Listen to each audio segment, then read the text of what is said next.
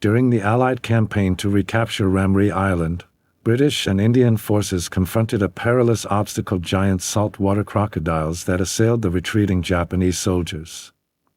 As the Imperial Japanese troops fled through the treacherous mangroves, they faced not only the harsh flora and fauna of the swamps, but also the deadly menace of the crocodiles. Burma, present-day Myanmar, fell to the invading Imperial Japanese forces in January 1942. For the British, Burma was a secondary theater compared to the Middle East and Europe. Despite some initial operations, the British were pushed back to India, which held strategic importance on the war front. It wasn't until late 1943 that the tides turned in favor of the Allies, thanks to air superiority, improved military leadership, and the failed Japanese invasion of India in 1944. These developments provided the Allies with an opportunity to reclaim Burma. Ramree Island emerged as a potential location for an airbase to extend offensives into Burma. A significant force comprising Royal Marines and Indian soldiers was dispatched to retake the island, where thousands of Japanese soldiers defended their positions. The assault began with the landing of Royal Marines on Chetaba Island, just off the southwest coast of Ramree Island, serving as a staging ground. The Japanese garrison held firm, and reinforcements from the 36th and 71st Indian Infantry Brigades arrived on February 1st. Successful attempts to outflank a key Japanese stronghold left the defenders in a difficult position.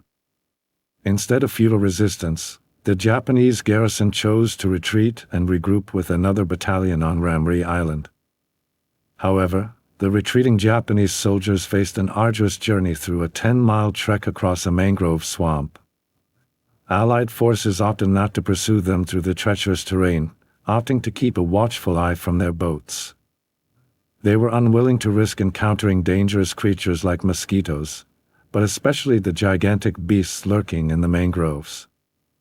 According to Bruce Wright, an early proponent of the use of frogman diversion warfare, the Japanese soldiers suffered greatly during the nights.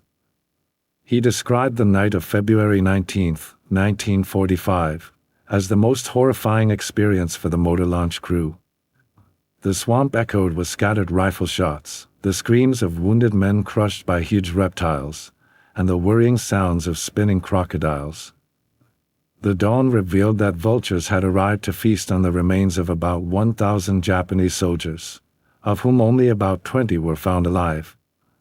The saltwater crocodiles occupying the swamps were the largest reptiles in the world. With adult males often reaching 17 feet in length and weighing over 1,000 pounds, their unparalleled speed and power made them formidable predators. Capable of delivering a bite with a force of 3,690 pounds, the largest ever recorded in a laboratory setting for an animal. While some accounts claim that hundreds of Japanese soldiers fell victim to the crocodiles alone, skepticism exists regarding the veracity of these claims. In reality, many of the soldiers might have succumbed to dehydration, exhaustion, or attacks from smaller creatures such as mosquitoes, spiders, and venomous snakes. Though the allure of the Ramree Island tale lies in the clash between man and nature, the exact details and the number of casualties attributed to the crocodiles remain uncertain. The story strikes a chord with many, blending elements of fiction and plausibility, while evoking terror and fascination beyond comprehension.